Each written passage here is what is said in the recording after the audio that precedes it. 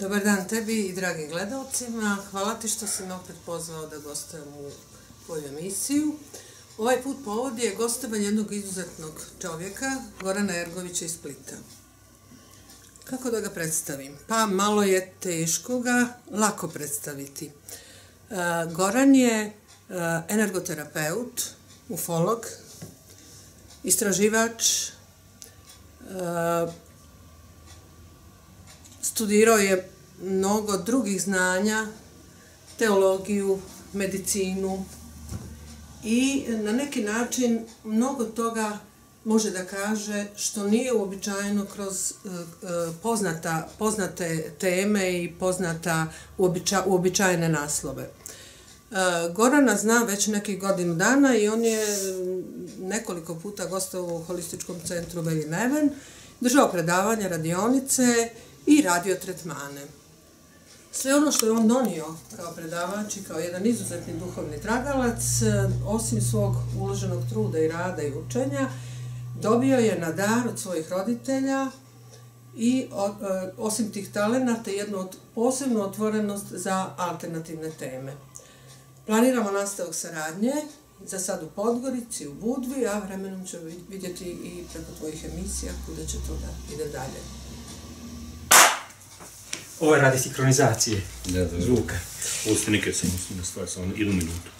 Dakle, ovaj dio priče oko zaštite od zračenja, posljedica onoga što sam ja utvrdio kad sam liječio ljudi bioenergijom, da im energija opada zbog prostora gdje borave. Onda sam napravio disko za zaštitu, prezentirao na svjetskom samom pronalazak, evo rekao. To ćeš mu emisiju, znate. Dobio sam 2 brončane medalje i počasnu medalju Rumunjske akademije znanosti za istraživački rad. Sve ćeš mi to u emisiju. To je bilo dobro. Belgija 93.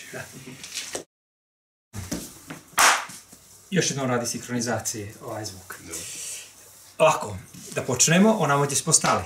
U organizaciji holističkog centra Belji Neven, zahvaljujući Nevenki Nikolić, opet imamo jednog zanimljivog gosta koji može pomoći što savjetima, što konkretno.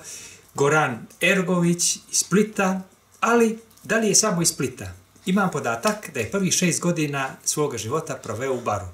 Tako da se kaže da su prvih 7 godina u čovječijem razvitku najvažnije da se formiraju razni ti stavovi, gledajući, kopirajući roditelji i okolinu, tako da, s obzirom, vi znate svi da sam ja jedan okoreli Jugosloven, doživljavam kao da mi je neko kao brat došao u kuću. Neko, zašto kao brat?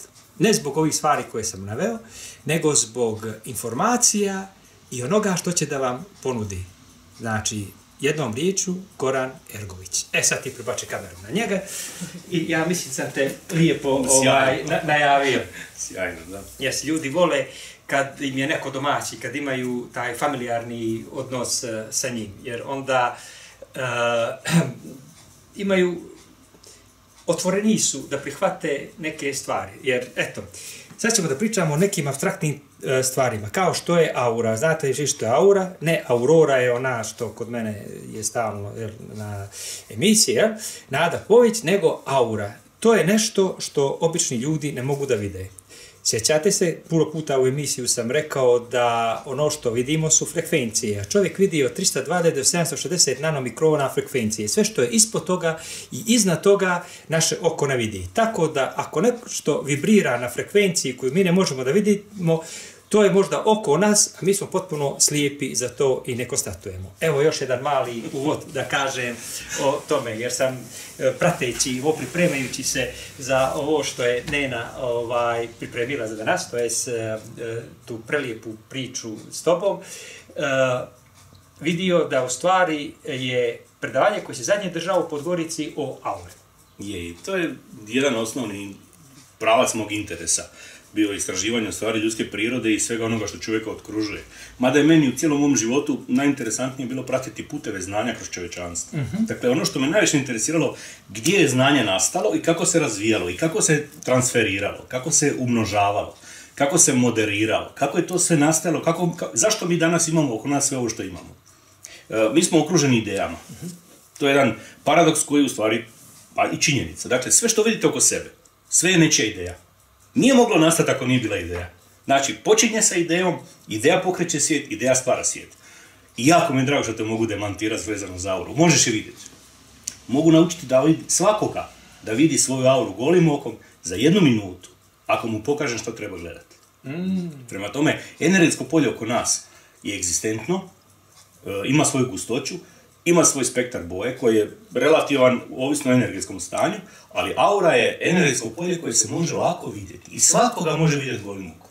Ja sam to naučio zahvaljujući jednom filteru koji je bio napravljen kao naočale i ja sam to prije nekih 30 godina koristio i proučavao sam kako izgleda moja aura, kako izgleda aura ljudi oko mene.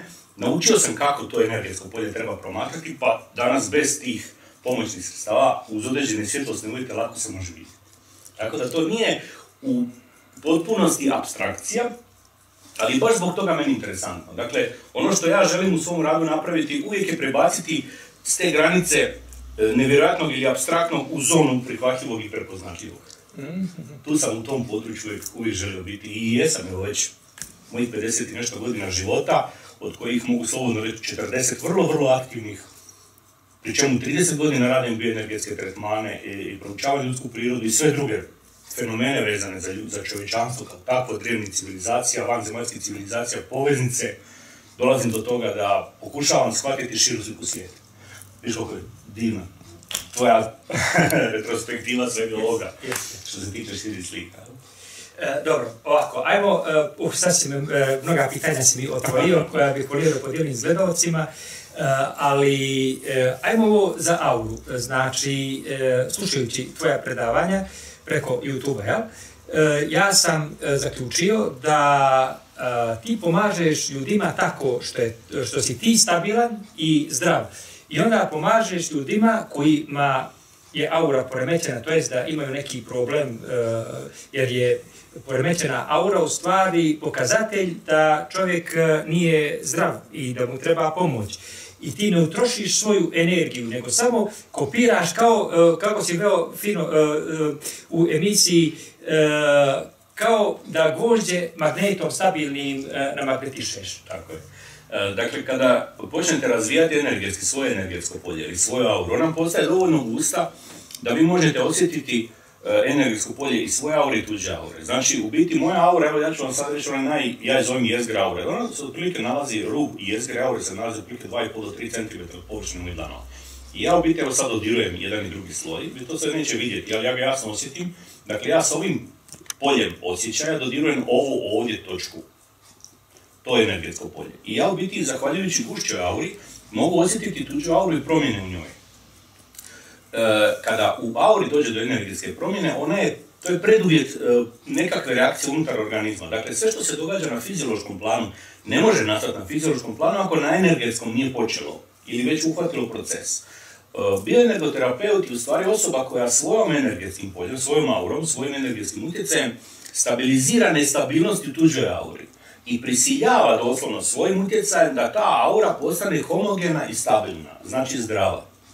Ako postoje energetske blokade da ih otvori, ako postoje nehomogenosti da ih harmonizira i na sličan način u stvari dovede u stabilnost tu osobu u njenom energetskom smislu. Ako se na energetskom planu, na najsuptilnijem planu ta ravnoteža uspostavi, organizam će slijediti taj impuls. I onda dolazi do čitavog niza fizioloških i hormonalnih i kemijskih reakcija u organizmu da se u stvari to dovede u stabilnost.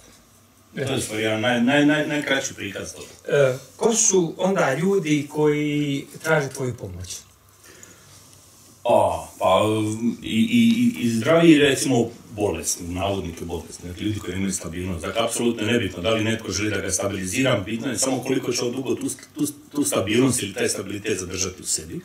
To ovisi o njegovoj osobnoj vitalnosti i naravno ljudi koji su potpuno zdravi, ali kad dođe do energetskog pada, njima treba pomoć da ih se brže podigne na nekakvu njihovu funkcionalnu razinu. Znači, praktično je svi imamo potrebu za tvojim sposobnostima, jer održavanje prevencije je u stvari najbolji lijek. Jer kad čovjek preventivno djeluje na sve ono što može loše da mu se desi, onda mu se nikad neće loše desiti. Pa, u biti da. Sad smo došli do jednog vrlo važnog detalja, a to je da ja zaista niti mogu, niti stignem odraditi sve ono što bih trebao. I moj cilj da ja postanem bespotreban. Kako ću ja postati bespotreban ljudima? Pa tako što ću naučiti druge da rade sve moje energetske vježbe koje radim 30 godina. I onda sam napravio jednu malu zbirku, to su 3 knjige u jednoj. Energetska izgradnja aure i ovdje otprilike 30-ak praktičnih vježbi, što pranajama disanja, što tibetanske relaksacija, počinje se od relaksacije, napade se na meditaciju, pa na vizualizaciju boja, oblika, na koncentraciju, na kontemplaciju, na održavanje mentalne higijene. I kroz ovih 30 vježbi iz ovog priručnika, gdje postoji naravno jedan CD koji vođeni meditacijama koje sam snimio u prve 2 knjige, koje su ovdje od 3 knjige, prve 2 su prečene sa CD-om, ja u stvari ljude naučim na koji će način oni u stvari samostalno održavati svoje energetsko polje. Dakle, važno je da mi održavamo svoju osnovnu mentalnu higijenu. Da svako od nas nauči one najosnovnije stvari riješiti. Kad vas uhvati ujutro prehlada, možda ne znate da vam je potrebno samo 2 minute da to riješite. Jednostavnim disanjem kroz nos. Samo 2 minute. Ovo je vrlo zanimljivo. I da vam je začepljena jedna i druga nosnica, da vam je samo jedna malo otvorena, ako duboko i polako dišete kroz nju, ta će struja zraka potpuno stabilizirati živčane stanice u gornjem trijemnom katu nosne šupljine i vi ćete dobiti reakciju potpunog pročišćavanja. Tako da su to stvari koje se u stvari zaista trebaju naučiti. To je sve u ovoj knjizi, tako? Da, knjiga je napisana, ovo je konačni izdanje, dakle u ovom priručniku postoje 3 knjige. Prva je psihofizička relaksacija, druga je meditacija i vizualizacija i treća je mentalna higijena. Dakle, svaka od tih knjiga nosi otprilike određeni broj vježbi u sebi i te vježbe su u stvari koncipirane da bi se mi u stvari u potpunosti doveli u normalu. Dakle, samo je nebitno kojim ćemo mi to tempom raditi. Može neko raditi samostalno, a može moje seminare završiti kad sam tu uvježbavati. No, to je, kažem, jedan zbir ili zbirka tih mojih nekih najkvalitetnijih vježbi koje dan danas radim. Da kažem ljudima da je Goran višestruko obrazovan, da je završio fakultet elektrotehnike, telekomunikacija i između ostaloga sve ovo što te interesuje, a vjerovatno nije slučajno zašto te sve ovo interesuje, si izmislio i neke instrumente, jer prostor u kojemu živimo nije svaki, znači neki energetski bolji, neki energetski lošiji. To jest ako neke vode ispod prolaze i to pa stvaraju neke male probleme i to, onda sad je ovo jedna oblast u kojoj Goran izuzetno dobro pliva. Ja sam u stvari negdje krajem 80. godina kada sam počeo intenzivnije raditi bioenergiju uočio da osobe kojima odradim bioenergetski tretman, neke od osoba kojima odradim bioenergetski tretman ne uspijevaju jutro zadržati stabilnost energije koja je prošlo manje od 12 sati. Onda sam shvatio da jedan od razloga zašto ljudi ne uspijevaju zadržati stabilnu energiju je boravak na nestabilnim geomagnetskim poljima. I shvatio sam da je to prioritet riješiti. Kada mi uspijemo naš životni prostor, naše životno okruženje stabilizirati energetski, onda će tijelo dobiti priliku da stabilizira sebe. Ili klasičnom medicinskom pomoći, ili nekom drugom, ili ajurveda, ili homeopatija, ili bioenergija, ili sasvim nevažno na koji će način tijelo dobiti poticaj da se stabilizira. Ali ako živimo u energetski nestabilnoj zoni, bilo koja od tih terapija koje nama trebaju vratiti stabilnost energije ne mora imati brzi učinak.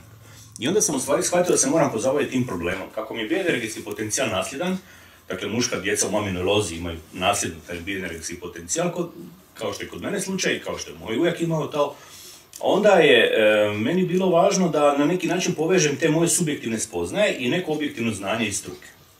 I uhvatio sam se istraživanja tih geomagnetskih polja, podzemnih vodenih tokova. Zašto djeluju tako? Hartmanove mreže. Što je to Hartmanova mreža? Kako geomagnetsko polje djeluje? Kako destabilizira struju u živčanom sustavu? I shvatio sam da u stvari gibanjem tog geomagnetskog polja ja mogu iskoristiti taj efekt da ga stabiliziram. I napravio sam induktivni stabilizator, što će moji kolega električari shvatiti, jer za elektromagnetsku indukciju nije važno što se giba, što stoji, da li se giba magnet i stoji vodič ili obratno. Ja sam u stvari konstruirao diskove koji su induktivni stabilizatori geomagnetskog polja i ti su diskovi stabilizatori i neutralizatori zračenja, ja bih to tako nazvao. Ono što je interesantno da on za svega nekoliko minuta već pokazuje pomoću elektroničkih instrumenta kojima se zračenja mjere, ne više viskom i rašljama, nego su uređajima koji su vrlo, vrlo precizni. Oni točno pokazuju njegovo djelovanje i raspršenje magnetskog polja u prostoru, što znači da mi kad nađemo neko štetno zračenje u prostoru, postavljajući ovakav disk, dobijamo stabilnu zonu. I onda se organizam sam u stvari stabilizira. Moja velika sreća je bila što sam 1993. godine na Svjetskom sajmu inovacije pronalazaka Eureka Brisel u jednoj od komisija imao kolege, doktor elektrotehnike iz Rumunjske, i kad sam na tom sajmu pronalazaka prezentirao ove moje patente, onda su u stvari uslijedile naravno i nagrade. Dobio sam počasnu medalju Rumunjske akademije znanosti za istraživački rad koja se zove Inventika, inače to oni dodjeljuju za 100. patent u životu svojim inovatorima. Pa kad sam pitao, to je bila ta dodjela te medalje, kad sam pitao te iz komisije kako mogu ja dobiti Inventiku koja je 17. po redu, kako je mogu dobiti na prvi patent, oni su rekli da kolega, vi ste egzaktizirali alternativu. Dakle, vidi nešto što je bilo potpuno alternativno ste stavili u područje mjerne tehnike. Tako da je ta Eureka 93. bila vrlo plodonosna za mene. Dobio sam, dakle, te dvije brončane medalje, jednu za patent, jednu za proizvod. Drugim riječima, energodisk vektor kao neutralizator, evo 28 godina već od samog nastanka funkcionira. Izgleda vrlo kao suvenir. Vrlo privlačno i lijepo izgleda. Jednostavno ga je za održavati i dosta funkcionira. Kako se održava? Samo se stavi jednom mjesečno pod vodu nekoliko minuta da se u stvari ti bimetalne trake isprazne i to je to. Ono vrlo stabilno drži energetsko polje. Dobro.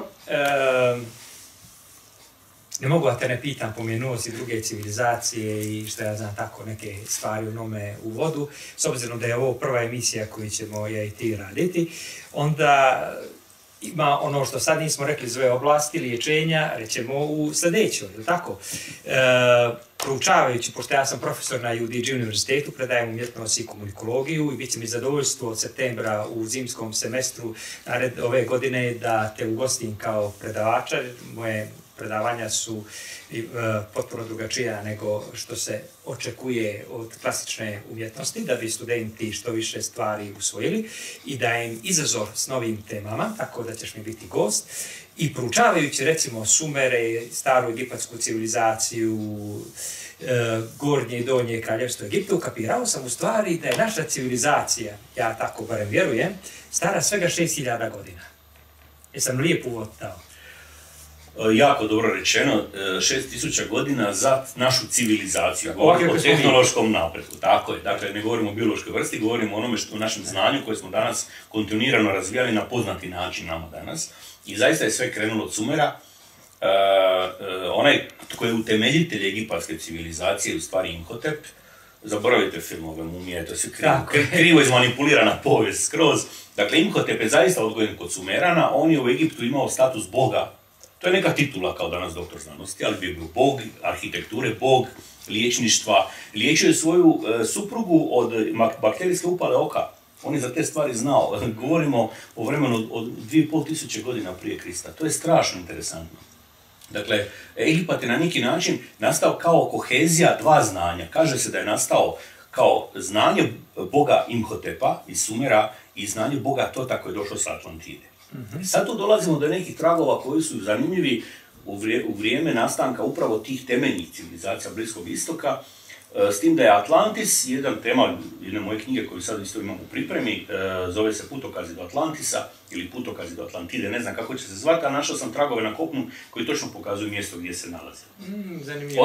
Preživjeli su, ostavili putokaze, preživjeli su Olmeci na Floridi, preživjeli su Olmeci su preživjeli i oni su se iskrcali na Floridu, preživjeli su narodi koji su kod sebe čak zadržali vudu na Karibima, preživjeli su jedan dio naroda koji se iskrcao na zapadnoafričku obalu zajedno sa Totom, išli su na istok prema Nilu i preživjeli su druidi. I preživjeli još jedna skupina koja je se iskrcala na francusku obalu i tamo su pronađeni grobovi stari 6000 godina prije Krista sa pismom koje je danas nepoznato. To su tragovi koji su vrlo fragmentni, ali su vrlo, vrlo indikativni da zaista tu postalo nešto što Jegulje danas još nisu shvatile. Jegulje danas od Karibskog mora putuju u Meksički zavjet. Oni se zavrte dolje i onda krenu na sjeveroistok do Atlantisa namještenja, a u stvari kad tog kopna više nema, prođu kroz Gibraltar i ulaze u Jadran i tu obave sve ono što bi trebali vraćajući se nazad. Znači, Jegulje još nisu shvatili da Atlantide nema. Da. Mene je isto fascinantno bilo, postoji sumerska tablica kraljeva u kojoj su imena svih kraljeva Sumera i nauka, pošto ne može da prihvati malo šire gledanje ili im odgovara da nas drže što stisnutije, da što manje znamo. Kažu, povukli su liniju po sredinu te tablice i rekli ovo je sad istorija od ove linije dolje, a od linije gore je fikcija. U čemu je stvar? Jer jedna ista je ruka pisala. Od ove linije dolje su kraljevi koji su vladali od 10, 20, 30 godina, jel? A od ove linije gore su kraljevi koji su vladali po 1000 godina, 5-6 njih, je li tako? Pa onda kraljevi koji su vladali 25.000 godina. Sve po imenu i prezimenu, godine rođenja i sve to.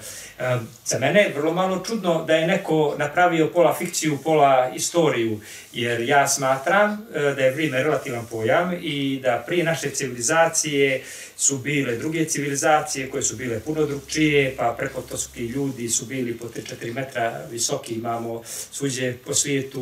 Moj ujak je kod Orašana, tu između Cetinja, blizu Cetinja, kad je mali bio, 2 groba otvorio se jednim drugom. Od srećom naišao je mješten, rekao nikad više to da ne rade. Koje su, lobanja je bila ovolika, odalje malo samo polite. Evo, ovolika je lobanja bila, znači, od toga kostura. Ali, globalizacija traži da što manje znamo, ali u svakom slučaju daje mogućnost i potreban je 1% ljudi koji pričaju o ovim stvarima zaradi ravnoteže, ako ništa drugo.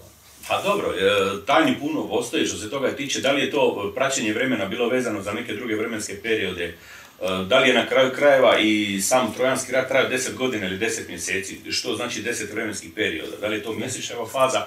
Evo, naša godina traje točno 13 lunarnih mjeseci, kalendarska godina, 13 lunarnih. Zodijački pojas ima 13 sazivlja, a nam su stavili 12 sazivlja, 12 mjeseci koji imaju nepravilan broj dana. Nastala je jedna velika zbrka. I kod frekvencije 432 Hz koju smo digli na 440, napravili smo disharmoniju. Dakle, očito se pokušava čovjeka odvojiti od pravca saznavanja istine. Šta je meni u stvari indikator toga? Mandale i fraktali. Vi danas imate u potpunosti podudarnost između takvih impresija, koje danas zovemo mandale i fraktali i slično, sa svim onim impresijama drevnih mudraca Tibeta, Indije i jogija koji su u stvari u meditacijama imali kontakt s čim? S univerzumom. Pazite, s univerzumom prepoznavajući upravo takve uzorke. Ne sa svakodnevnim okruženjem u kojem žive, ne sa tlom zemljom koju su shvaćali kao elemente, nego sa onim višim duhovnim elementom univerzuma. Fenomenalno. Dobro. Ovo je tek prva emisija koju radimo i znam da ima toliko tema sa tobom vrlo zanimljivih i prosto mi je žao što ovih 11 minuta još ne mogu malo da razvučem, a razvuču ih svakako. Ajde, recimo da malo razvučemo mi ovih 11 minuta, pošto smo rekli da je svakako sve relativno, pogotovo vrijeme. Što bi volio, prvo mi reći što je za tebe ljubav? Ljubav?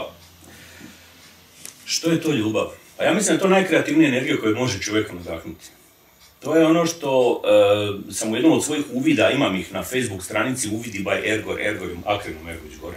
Dakle, Uvidi by Ergor na Facebooku naći ćete 108 mojih uvida. Kad sam pitao pred sam kraj od tih 108 prikaza i 108 informacija koje sam primio, postoji li Bog? Doslovno tako, ja sam rekao, da, postoji. To je sva ona kreativna energija koju osjećate kao nepobjedivu, kad se osjećate savršeno, kad se osjećate nadahnuto, kada u stvari u vama cvate svaka stanica vašega tijela, kada ste u stvari u maksimalnoj ekspanziji, u svim oblicima vašeg postojanja, to je Bog. A to je ono osjećaj savladivosti, nepobjedivosti, ali u pozitivnom smislu. Radosti i kreativnosti. I to je u stvari ljubav. Recimo, sad, kad bi zanemarimo vrijeme, znači prošlost, budućnost, sadašnjost, kad bi imao priliku da upoznaš nekoga iz bilo koje ove distance vremenske, prošlosti, budućnosti, sadašnjosti, ko ti prvi pada na pamet koga bi volio da upoznaš? Tesla. Ja mislim da bih zasigurno, kad bi mogao birati s kim bi želio razgovarati 10 godina u kontinuitetu, rekao bih sa Teslom zadnjih njegovih 10 godina života.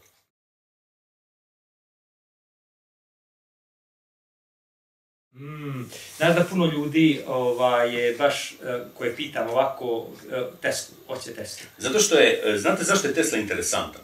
On je u stvari imao toliko jaku vizualizaciju, on imao astralne projekcije kao dijete, stalno govori ja želim letiti, ja želim imati krila. On je imao nevjerojatne duhovne sposobnosti i on je u svojim vizijama vizualizirao strojeve i patente prije nego što su oni bili gotovi mehanički. Dakle, on je imao sposobnost savršene mentalne kreacije. I on je to pretakao u svoje patente, ali nije on patentirao svaku svoju ideju, nego svaku treću, četvrtu. On kao da je bacao, kad želite preći rijeku, onda ne pravite most, nego stavljate stijene da možete skočiti s jedne na drugu. On je upravo pravio patente s kojih mi trebamo skakati sa jednog na drugi da bismo shvatili koncept. Nije imao vremena za sve, bilo je bespotrebno raditi sve. Međutim, mi to ne razumijemo. Mi smo stali na pola njegove ideje, koristimo dio njegovih elemenata, ali mi ne razumijemo njegov koncept univerzuma. Kad bi taj dio koncepta mi savladali danas, mi bismo bili fenomenalni. U svakom smislu, on je napravio kvantni skok u kompletnom razvoju čovječanstva. Fenomenalan. To je da li on to napravio ili je bio samo poštar? Pa može biti da je on, ja vjerujem da je on jako puno toga kanalizirao, to je sasvim jasno. Prema tome, on je bio jedan izvanredan prijemnik svih onih znanja duhovnih koje u stvari je trebao prenijeti u datom momentu i s kojim je u stvari startao jednu civilizaciju. Mi bez Tesle ne bismo imali danas, govorimo o bežičnoj tehnologiji, pa to je njegova stvar. On je usavršio nevjerojatno puno toga što je bilo tada tek zagrebano i nezgrapno. Međutim, eto, nije uspio biti shvaćen u ključnim momentima i situacija se razvila kako se razvila. Imam jednu paralelu između Tesle i Leonarda da Vincija, proučavajući ovako te neobične ljude. Recimo, Tesla je bio drugačiji od samoga rođenja, ali ta bolest njegova koja je bila, koja ga je godinu dana držala u kreveti, skoro umro bio, ja? Ga je dovela od toga možda da se otvori i postane, da kažem, poštar, provodnik poruka koje Bog, univerzum, druga civilizacija, nije važno u što ko vjeruje, znači ništa se svodi, nama prenosi. Isto tako desilo praktično i sa Leonardo da Vincijem. U biografiji Leonarda da Vincija dolazi do toga da imamo godinu dana, da ne znamo što se s njim desilo. Objašnjenje je da je izgubio se bio u pećinu.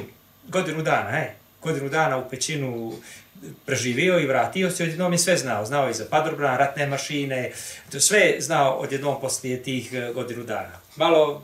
Ti proboji svijesti su mogući u momentu kada duša traži izlaz u jednom efektu samoobrane. Leonardo je više bio inženjer nego umjetnik. Sad pišem jedan roman, napisao sam prvi dio romana. Najmanje je bio umjetnik. 300 stranica, prvi dio romana, drugi dio počinje baš sa renesansom.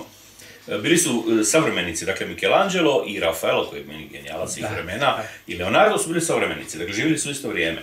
I to u početku 16. stoljeća, 1507. godine, Leonardo dolazi u Vatikan i on više radi konstrukcije. On je napravio preko 6000 skica tehničkih elemenata. Michelangelo ga nije volio. Oni su bili u nekakvoj zavadi, još nisam uspio shvatiti u kojoj iskopaču, o čemu se radi.